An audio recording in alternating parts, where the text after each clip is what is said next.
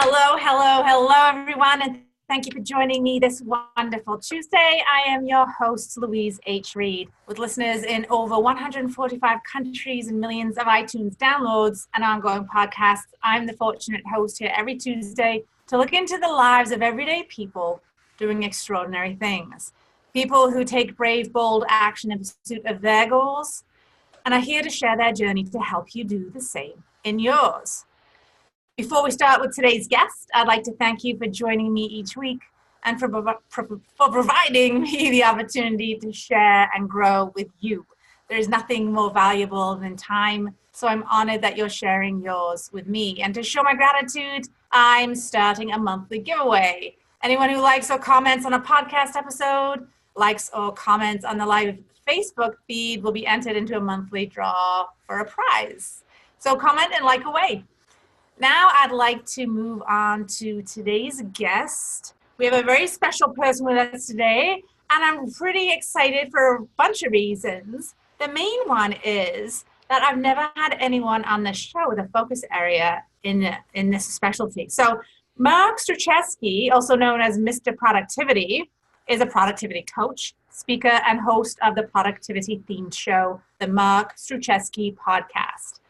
His obsession is to help people become more productive versions of themselves by teaching them how to conquer the many distractions they encounter every day. Welcome to the show, Mark. Well, thank you, Louise H. Reed. And I have one question before we get started. Is my hair okay? Is my hair okay? There we go. For those who may be watching us on YouTube or Facebook, yeah, you'll get a kick out of that. I was actually just laughing, though, because I was like, wait a second, Mr. Podcaster, as well as Mr. Productivity. This is my show. I thought you were going into podcast. I got confused. I thought you were on my show again. I got confused. I'm sorry. No, it's okay. It's all good. So, what do you do? Tell us more about Mr. Productivity. Tell us how you came upon this field as an area of specialty. It all started back in July of 2005 when I was fired from my job at a local hospital here in Houston. And like most people, you get fired, you say, you know what? I'm going to be an entrepreneur. I mean, that's the most logical thing to do, right? And I said, you know what? I said, I want to be a wedding and portrait photographer. Now, I didn't want to be a wedding and portrait photographer. I wanted the cool gear. I wanted to be the cool guy with the cool gear. But one of the things that came out of that was my professional speaking. So, and that came about, I watched this one off. How rude of my Apple Watch to interrupt my dialogue here. So anyways, before I was so rudely interrupted, I wanted to promote my photography business unlike the way anyone else did it. Now keep in mind, this is back in 2005. Okay. Facebook, Twitter, they're little babies. And I said, okay, what can I do? I don't want to do direct mail. So I said, maybe I can go speak to groups. I didn't like speaking in college or high school, but I said, let me see what I can do. So I went to a friend of mine who's a professional speaker, and I said, hey, can you help me become a speaker so I can go out and speak to women's groups? And they said, sure. And the first time I spoke, my wife said, oh, honey, you should be a photographer. You should be a speaker. And so in the beginning, I was speaking about photography, and then I didn't want to do that anymore. And I said, talk about. And the first thing I came up with, to this day, I don't know where I came up with this, but how to go from hopeless to hopeful. I have no idea where I came up with that. Didn't go anywhere. And then I came up with a topic of how to overcome roadblocks in your path to success. Note to self, when you're not successful, don't tell people how to become successful. Just saying. So at the time I was having a call with my Tony Robbins result coach, not Tony Robbins, but my results coach. And he goes, what's going on? I said, man, I really want to speak, but I don't know what to speak about. And he goes, why don't you speak about productivity? I'm like, I don't want to speak of productivity. What are you talking about, man? He goes, well, you're so productive. And I said to him, I said, isn't everybody? And he goes, no, most people are not productive. So I began my quest for productivity, and that led into coaching and my podcasting, the whole 9 yards. So that's how it all happened, because I got fired. So had I not got fired, I probably wouldn't be on your show right now. I love it. And so thank you for, your boss or employer for firing you. I'm so honored that this has happened as a result of that, and all this other good stuff that I want to explore. There's so many avenues that we can explore in what you just shared. One of the things that really jumps out for me is how others can see in us what we cannot see in ourselves. Yep. And both of us are coaches, so I am not sort of toot our own coaching horn, but I am. Because that's one of the valuable, and I don't always do that in my show. It's just the opportunity was here. That's the value, isn't it? Like it's so easy to see. And I think we can all relate to this, even on a friendship level. If you've got sisters, brothers, whatever, you can see in your friend or family. You can see clearly what they're messing up in their life and how they have to fix it. It's so clear, but it's not so clear in our own minds. It's a little messier and it's noisier. And there are barriers, and there are self-sabotaging voices, et cetera, et cetera, et cetera. So I love that story about how you came upon productivity, because that strength of yours is something that you just we take our strengths for granted sometimes, don't we? We do, 100%. And I think you have a great radio voice, so I'm really happy that you're podcasting. When I was a radio DJ, I was actually a radio DJ for about 9 years, and I will tell people, I know this is not a political podcast, but if you think Washington, D.C. is political, try getting into radio broadcasting. There is so much backstabbing. And, because when you're a new guy, you want the prime shift, and it's so political. But my wife calls me Johnny Jocko, because even today in the car, we're driving around, and I'll start playing the DJ, and she gets a kick out of it. I just this is Johnny Jocko spinning the hits. And I used to be a radio DJ.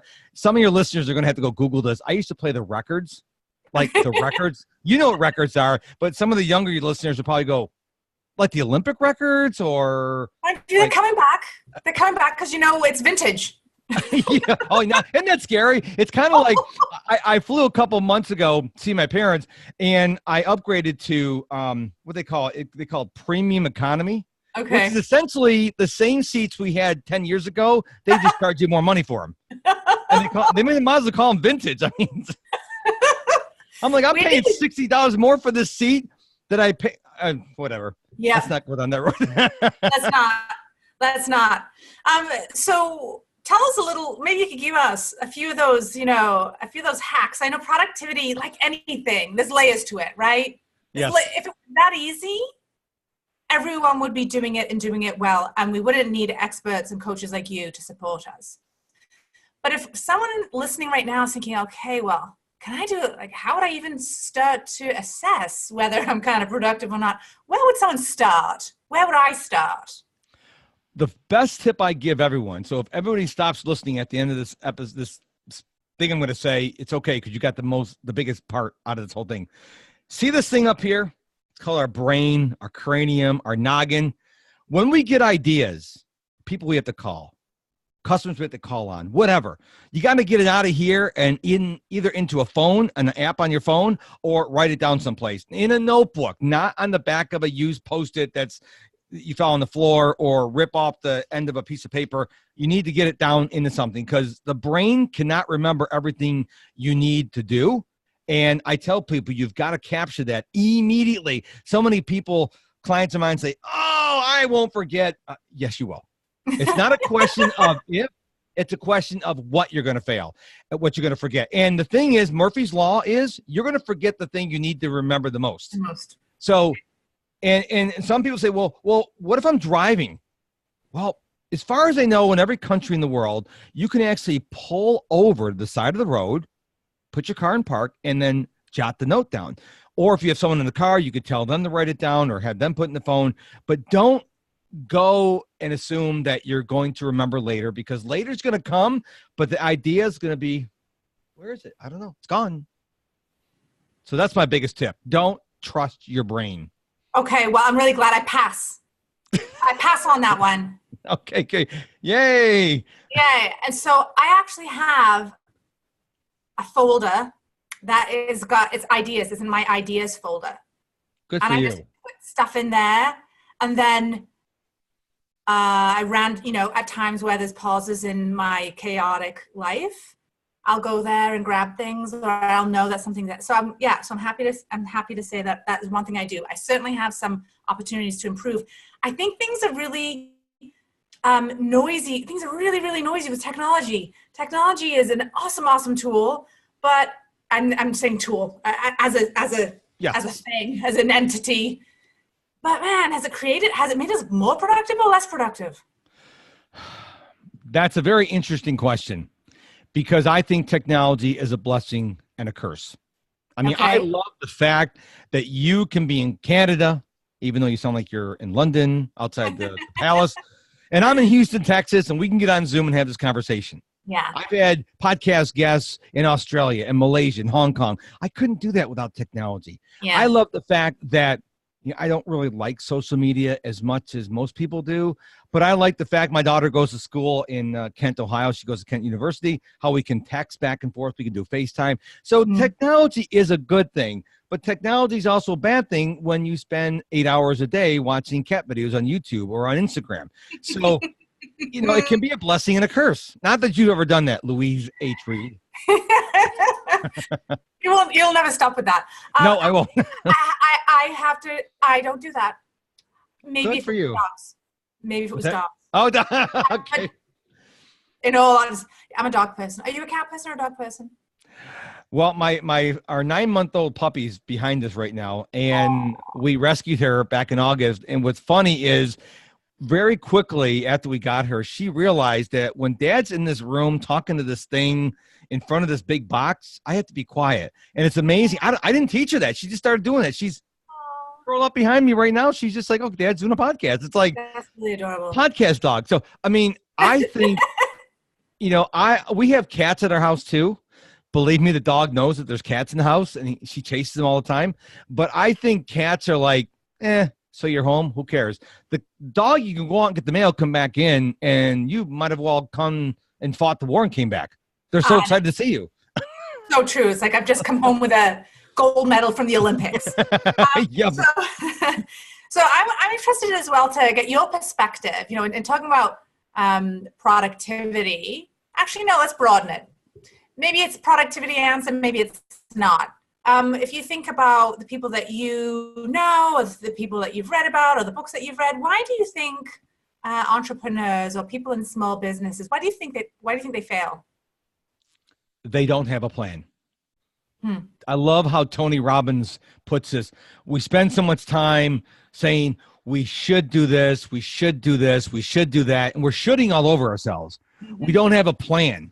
And I like what he says, that we always have a plan. If your plan is to go to your friend's house on Super Bowl Sunday for 6 hours and watch the game and hang out, that's okay. You have a plan. What happens is we show up and whatever happens. We don't have a plan when we're going to leave.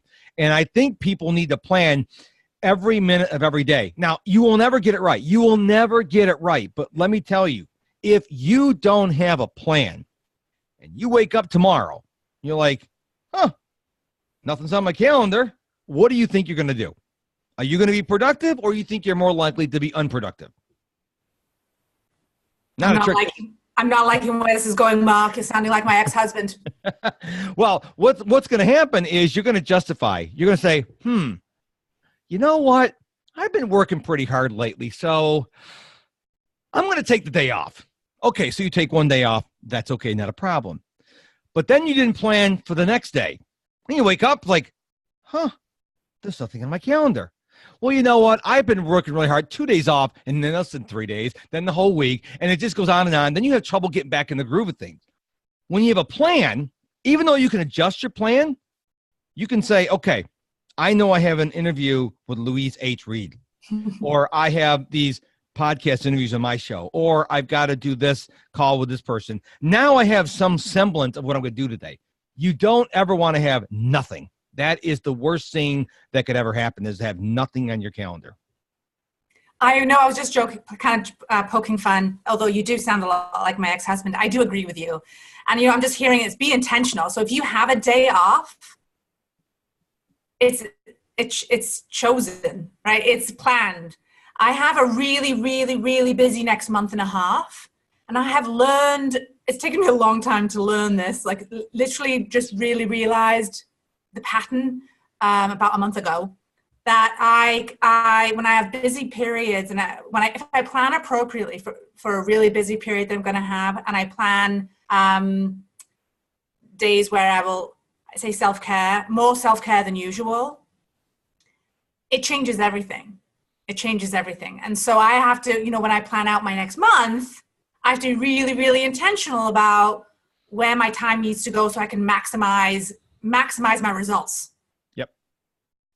So tell us a little bit about, the biggest lesson that you've learned through this journey of finding, I'm sure there's some trial and error. There's trial and error for everyone. No, I got it right the first time. What are you kidding me? I'm Mr. Productivity. I never make a mistake when it comes to productivity. No, what's interesting is I have gone from I can talk about anything about productivity, and I can, to focusing on distractions. Because in this day and age, there are so many distractions, whether it be social media or email or people or whatever, that I've really focused on distractions. And one thing I tell my audiences when I speak is, imagine you're working on a project and you're focused on the project, you're in the zone. Then you get interrupted. Okay. So now you have to take care of the interruption. Could be a kid, could be a phone call, could be a text message, whatever. Well, once you finish with that interruption and you get back to the task on hand, it's been estimated it could take about 23 minutes for you to get your focus back to what it was before. But here's the deal. Let's say, I know this has never happened to anyone in your audience. You get interrupted when you're dealing with the first interruption. And then you constantly get interrupted again and again and again and again. Well, what happens is that clock, that 23-minute clock, doesn't start again until you get back to your project. But the further you go away from, in terms of time, away from when you got first interrupted, it takes you longer to get your focus back. And so what we need to do is we need to figure out, how can we set ourselves up for success when it comes to beating away distractions, or as I say on my website, punching distractions in the face. Because the distractions are not going to go away on their own. Yeah. You have to be proactively punching them in the face. And a lot of people won't set themselves up for success. And that's the problem. So multitasking, that is a word that is probably like a swear word for you. Well, see, the thing is, multitasking has been proven by neuroscientists, people much smarter than me, does not exist. Your brain can only do one thing at once. So what's happening is, it's going back and forth. But here's the thing people don't realize. People go, okay, I get that. Okay, it's going back and forth. But isn't that multitasking? What you're missing is the efficiency of everything you're working on is going down. So if you're trying to do two things, maybe the efficiency is 70%. If you're doing three things, maybe the efficiency of everything is 50%. I don't know the exact percentages. No one does. Right. And the more you do, the less efficient you are. And so I started doing this with my books. I love reading. And I was reading 3-4 books at once. And it would take me so long to finish the book, because you pick up a book and then you have to go back a couple pages and read it over again. And so guilty. So what I did is I said, you know what? I am just going to read one book at a time. That way I don't have to go back and say, okay, what book am I reading now? It's simple things like that. Simplify things. We tend to make things so complicated, unnecessarily complicated. And I'm a real big fan of simplicity. I got a client I'm dealing with right now, and the first client call we had, I gave him a piece of advice. It was real simple. He goes, excuse me for being so bold here, but that seems too simple. I mean, I'm paying you all this money. And I'm like, are you doing it? He goes, touche. So, I mean, you weren't doing it. If it's so simple, why weren't you doing it? I'm just saying. So sometimes, that's another thing is when people come to me for help, they want to look, they think I'm going to give you the magic bullet. Here's the magic bullet. Just do this one thing. Imagine this bottle top is a pill. Take this one pill. You will be the most productive person in the world. Doesn't work that way. Doesn't work that way. I wish it did. I wish I could take a pill and one pill and be at my perfect body weight. I'd love that, but it doesn't exist. It doesn't exist. If you do find it, let me know. Okay, I will. So what tool, habit, or ritual could you not live without in your work day? Oh, there's so many, but I have to say this, my Apple Watch. And I'll tell you why. My wife and I got Apple Watches in September of 2018. And by the way, thank you, Apple, if you ever listen to this podcast, because you saved us a ton of money because they just announced the Series 4. And then at the very end of the presentation, they said, the Series 3 is now $100 cheaper. I'm like, oh, so we saved ourselves a boatload of money and we bought the Series 3. So thank you, Apple, for saving me money. But the reason why I love my Apple Watch so much is because you can't do a lot on it. Okay, you can't surf Facebook or LinkedIn or Twitter. It can tell me my calendar. I can read text messages. I can reply to them, but it takes some time. And it's actually it's caused me to spend less time on my iPhone than I used to be. Because now I just like, oh, I got an interview with Louise H. Reed at 2:00 Central Time. And that's all I need to know. I was outside before we had this interview, and I was outside. My dog was sitting there and just curled up on the ground, and I was reading my book. And all I had to do, didn't look at my phone, just had to look at my watch. So I love my Apple Watch, and I'm finding out that I don't spend nearly as much time on my phone as I used to, because you can't be on social media on the Apple Watch, which is really cool. Interesting. I've still got the old school watch, like really big old school. Well, mind you, I wear it as part of my outfit. So maybe if Apple could come out with some nicer looking watches. I wonder if they have women on their design team. Well, the watch face looks the same. You can buy, the bands are incredible. I mean, I've got 3 bands now, because you can get leather bands and you get all kinds, and every company makes them. There's like thousands of companies that make bands. And so my wife's got the cutie ones, and I've got the masculine ones, and I like the neon green one. It's really cool. And, but that's one of my tools I really like. It's not really a productivity tool in the sense that like, I know, Google Drive or something like that, but it keeps me focused and it keeps me off the phone, because what I want to do, I picked up this habit from Brendan Burchard. He's a high performance guy. If you ever read his book, he's got this his thing he says called prolific quality output. I got to slow down when I say it. And basically what it means is, are you working on what really needs to be worked on right now? So I actually have an alarm on my watch that comes out 3-4 times a day. Actually, I think that's the one that went off when we were talking before. And it says PQO ? It's just a reminder for me. Are you working on what you need to work on right now? And what's amazing is sometimes that pops up just when I need it to pop up. Right. It'll pop up. I'm like, oh, no, I'm not. And I correct myself. So it's kind of like a built-in accountability coach. I mean, I love my iPhone. If you said I could have 2 pieces of technology, I would definitely take my iPhone and my Apple Watch over my iPad and my Mac. Yeah. From a productivity perspective. Yeah. Have you read Robin Sharma's The 5 a.m. Club? No. Because I like his, forget the 5 a.m. piece, although that's really, obviously that's a big part of what he talks about in the book. I would hope so. It's in the title. There are some productivity pieces in there that I really liked. And he talks about time chunking. Yes. And choosing when in your day you are most... you naturally have the most energy and enthusiasm and focus. Yep. And carving, and so he talks about how to kind of strategize. He talks about how to fit that into your day. And I've created my Outlook in my Outlook calendar. I've created those time blocks to do just that. So I don't have meetings. My meetings are all in the afternoon, because if I'm going to get stuff done, it's the morning. It's only going to happen in the morning. So you're not 100% right now. I'm not 100% right now. You got me at like maybe 80. Okay. No, it's more like my thinking work. Okay. My thinking work, anything to do with my business, anything to do with sort of strategizing, that really needs 100% of my mental fortitude. Engaging with others elevates me anyway, and so I think it helps me up my game. Okay. So talk to us a little bit about time chunking. What's your thoughts? What are your thoughts on that? Tony Robbins also calls it time chunking. I call it compartmentalization. And basically what it is, it's a way for you to make sure you're not wasting a lot of time on something. So if you want to be on Instagram and you just want to scroll on Instagram, say, okay, I'm going to give myself 30 minutes on Instagram or 30 minutes on social media. And so what I tell people to do is you take a timer on your phone. You set it for 30 minutes, and then you do whatever you want on social media. And that alarm goes off, you stop.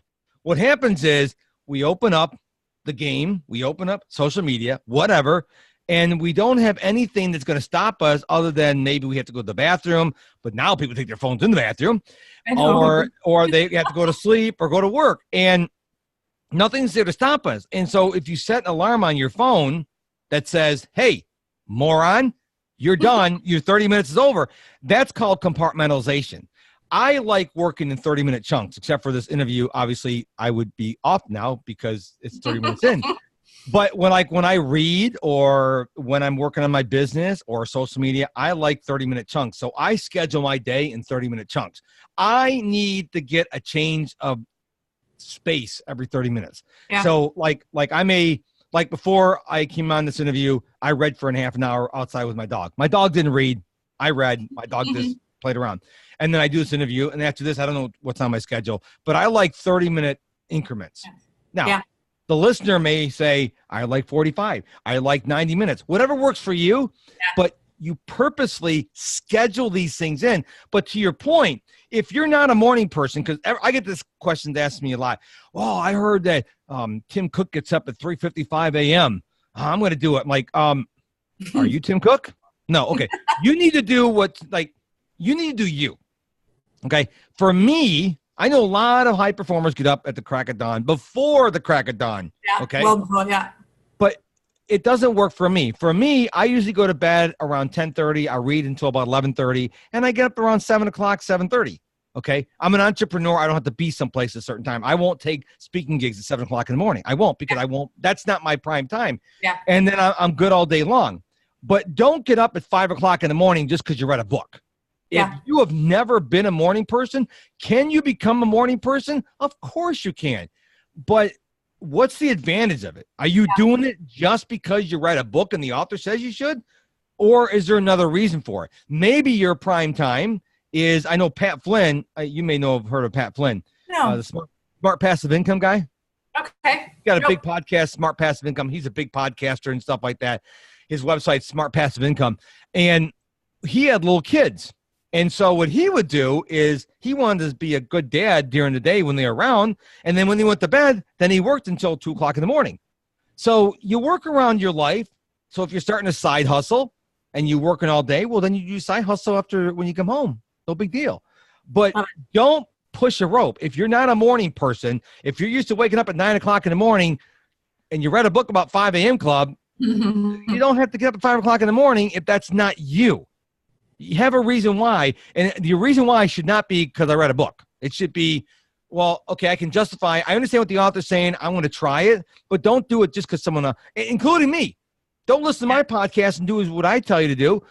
Figure out if it works for you, because if it doesn't work for you, it doesn't resonate with you, you're not going to do it long term.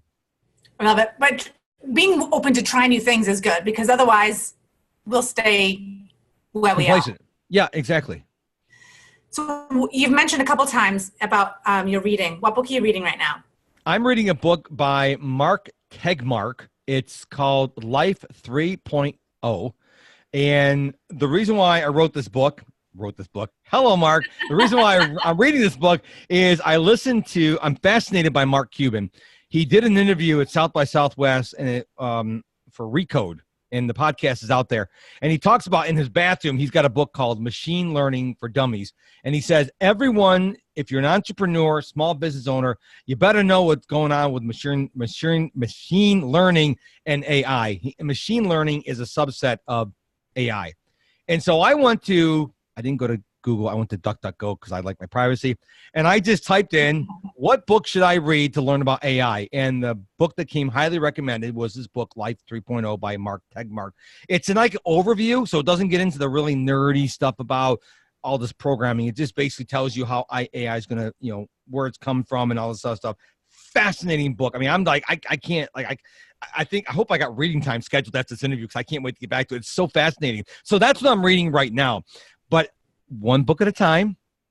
I read one book at a time. Okay. Well, except I'm not counting the Bible in the morning. I read that every morning, but I'm talking other book. I read one book at a time. And I was going to read another book before I got this book, but it kind of got moved down the list a little bit because I really wanted to read about AI.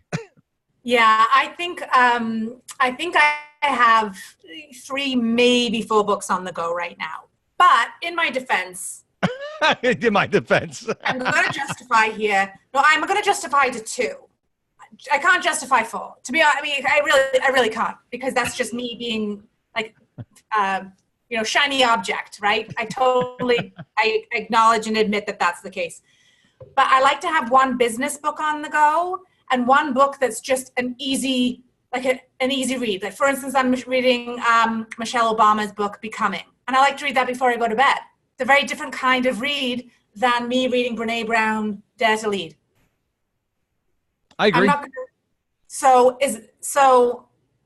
good with that. I'm not your boss, okay? No, but I'm asking from a productivity coach perspective. Well, for me, I used to do that too. I used to I say, okay, Mark, you can read business books during the day and and fiction books at night. But the problem is I found myself as I was getting toward the last third of the book, like the fiction book, I'm like, man, I really want to finish this book. And I go start reading it during the day. And then I started realizing myself, okay, Mark, how many times, I talk to myself a lot, by the way. It really freaks the dog out when I start talking to myself out loud, because my wife goes to a real job and she's like looking around like, she's only 9 months. She's like, is he talking to me? But anyways, I digress. But I started saying to myself, I said, okay, how many books are you reading right now? And I said, 4. Why? And I realized that instead of like making significant progress in all the books, I was like reading a page or 2 here, page or 2 there, because I'm one of these people, I actually read slower than I ever used to read before, because I started reading. Here's a anti-productivity tip for you. I used to have a goal, say 52 books a year, come heck or high water, 52 books a year. And I would like fly through these books and I'd go, I don't remember reading that book. Mm-hmm. So I'm like, whoa. So it's not how many books you read. It's what did you learn from the book? Mm-hmm. And so now I think we're recording this on March 21st, right? I get that right? Okay. Yep. And I think I've read like 7 books this year. I've slowed down. I'm really enjoying the book. I love reading. And when you read a book really fast, for me, I don't enjoy it as much. So I'm slowing down. I'm also got another tip I got from, I think it was Brendan Burchard. Always carry a book with you wherever you go. Yeah. And because people say, well, I got my phone. Yeah. And also Facebook's on there and Instagram's on there and everything. So I take a physical book, because those listeners who don't realize this, but you can't get notifications on a physical book. Nothing's going to pop up. And so when I go outside and read with my dog, I just read the book. There's nothing bothering me. And that's why I think I'm 53. I'm thinking in my lifetime, print books will never go away. Yeah. I don't think there's something. Now, do you smell your book? I do. Oh, yes. High five. Oh, I did that. Oh, that's so great. That's like such a random question, but only from another book smeller. Yep. My daughter, the one's in college, she says the same thing. She goes in bookstores. She goes, Dad, I got this new book. And people see, if you get an ebook, you can't get that. And if you read an old book, you get the smell. Like, oh, yes. Oh, I smell my books. I do. It's a total experience for me, actually. It's not even just about the learning. It's about the feel of the page. It is an experience for me. Yep. And I also find, and this is a real thing too, eye strain on devices is a real thing. Yes. And I can't say that I've done research on this, but I'm not aware of there being eye strain from reading books, right? Well, I imagine if you read, if the font's like real too small, that's the only problem I have. Like, I still have some books on the iPad, because like if you buy the book and it's like 14,000 pages and the book is like this thick, it's like 0.5 font. I can't read that. Yeah. Okay. And so, but it's funny you say that, because this is so embarrassing. When I get a new, I love that. I love it when stories start like this. Okay, go. when I get a new book, my wife will say, she'll come home from work, because right now she works 1 till 10. She come home. I said, I got this new book. She goes, how to smell? when your spouse knows you that well, and she goes, you smell it yet? Or she'll get a book and she'll go, oh, honey, smell this. I'm like, it's just like, you don't get that unless you're a geeky person like me. And I think there's a lot of, you and I should start a group on Facebook about book smellers, because I think there's a lot of people out there who like the smell of a book. I mean, you don't get that from an iPad. I'm sorry. And you don't have blue light from a print book either. Yeah, I don't know. We might be kind of lonely. My dad would join us because I get this from my dad, and I don't know anyone else who's a book smeller. But anyway, there you go. Well, I bet you people who are listening to this podcast, if you're a book smeller, let Louise H. Reed know. Send her a message. Send her a carrier pigeon. I bet you a bunch of people are going to say, "I smell books too. I resonated with it." I bet you. You know, thanks for sharing, for putting that out there. It would make me feel really great and far less alone, because I feel really vulnerable putting that out there right now that I am a book smeller. I use hashtag book smeller. A closet book smeller.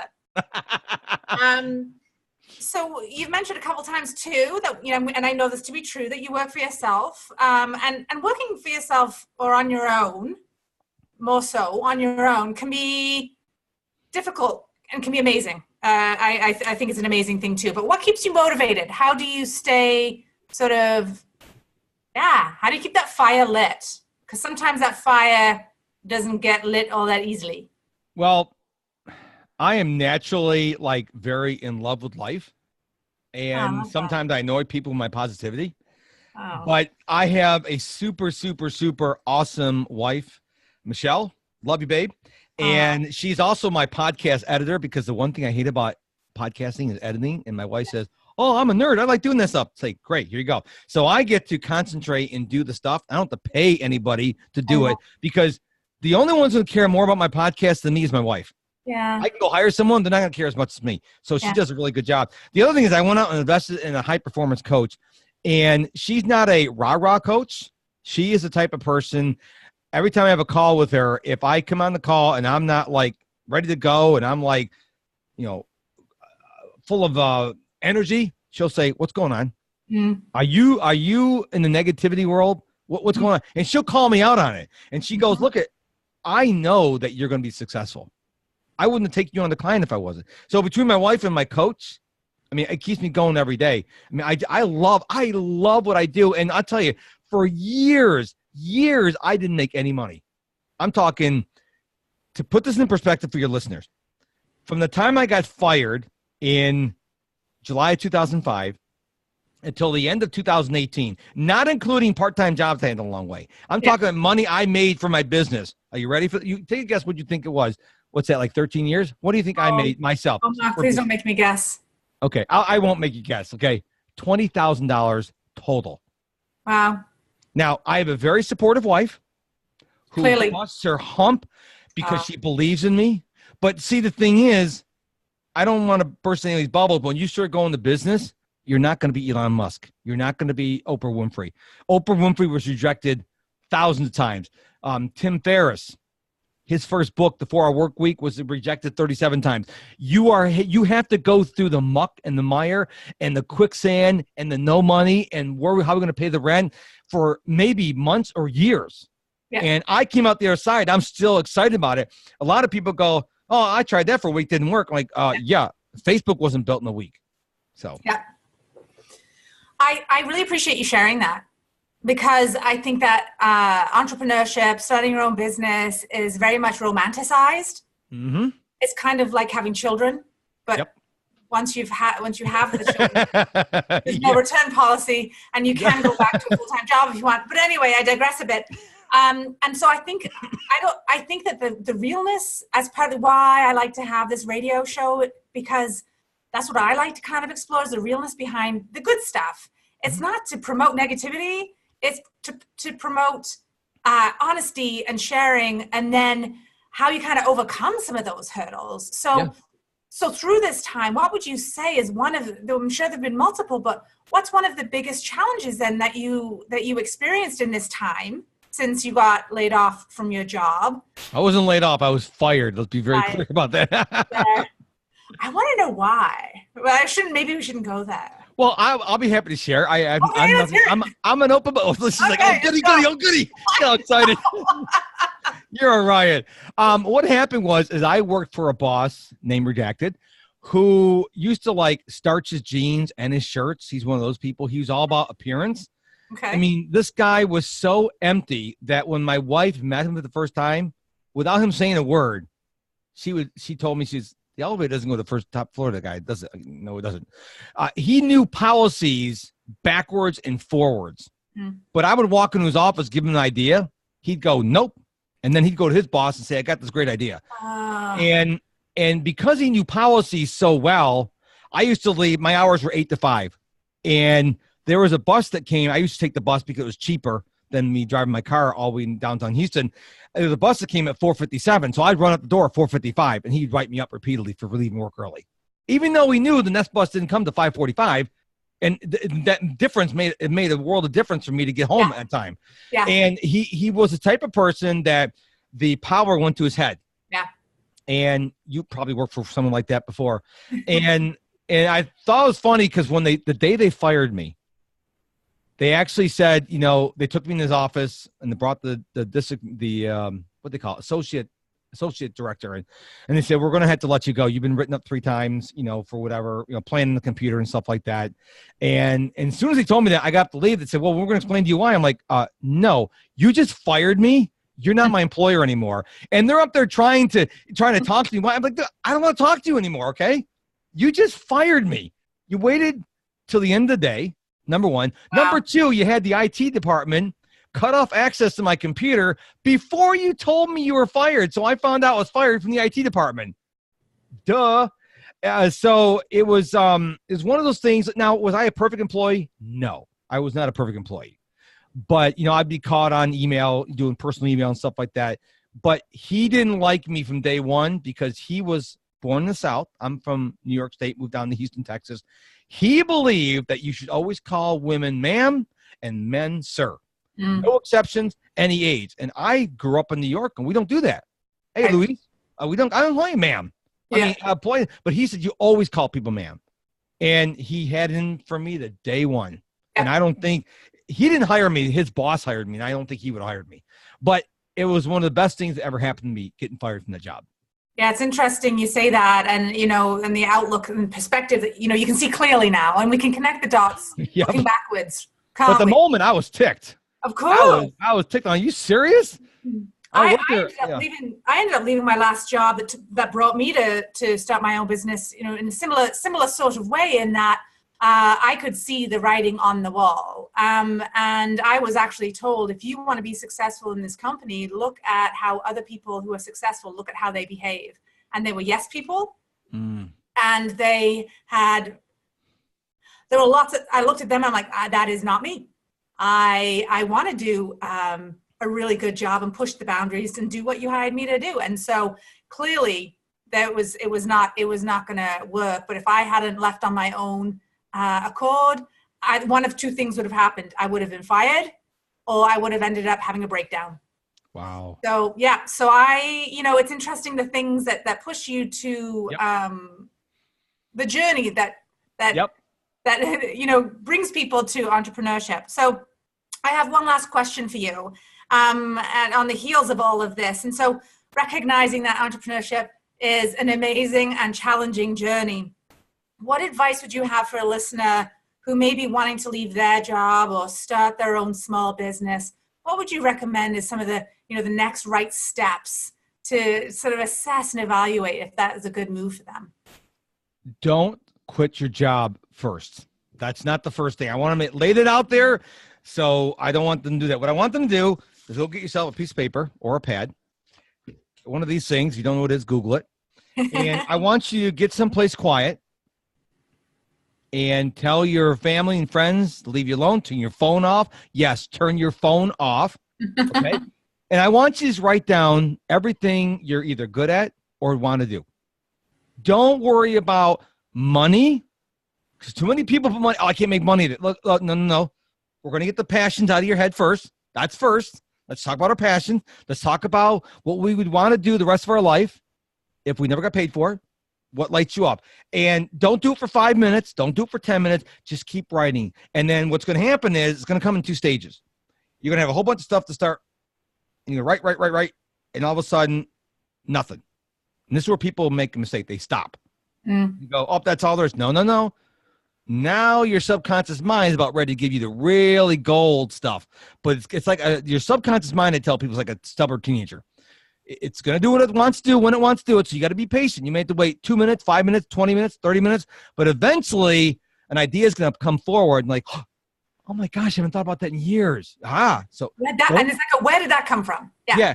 But don't judge it. Just write it down. Then another idea is going to come. See, most people go, I don't want to spend that much time. Why do I have to get a paper and pen?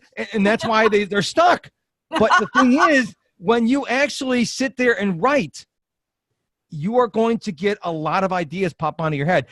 I'm a keynote speaker. Do you know what I do? I actually write my keynotes out by hand on notebook. Now, I don't use notes, but it's the whole power of writing them down. Like, oh, that doesn't sound good. And I change it. And then when I go out to speak, people go, wow, how do you do without notes? I do have notes. I just didn't bring them with me. They're all at home, but I've been writing them out by hand. When you write with your own hand and you see it with your own eyes, wow. I remember I thought I had a dream of doing this 20 years ago. Well, what's stopping you? After you finish this exercise, then you pick out what is the one thing you'd really like to do. And then you do what Tony Robbins says. Once you make the decision, you go do something to start going that direction. Maybe you have to go buy a book. Okay, like my wife wants to get into big data. She goes, oh, I'd like to get into big data. Go buy a book at Amazon. Yeah. Go buy a book, start reading a book. Go do something to get you excited, or go download a podcast. But take the time to actually get one of these and actually write the ideas out. Because when you do that, you're going to find out what you truly want to do. You know what I really want to do? What? I wish I get paid for. I would love nothing more. And you'd probably like to do this too. I'd like someone to pay me a lot of money to do nothing but visit every country in the world and just read books.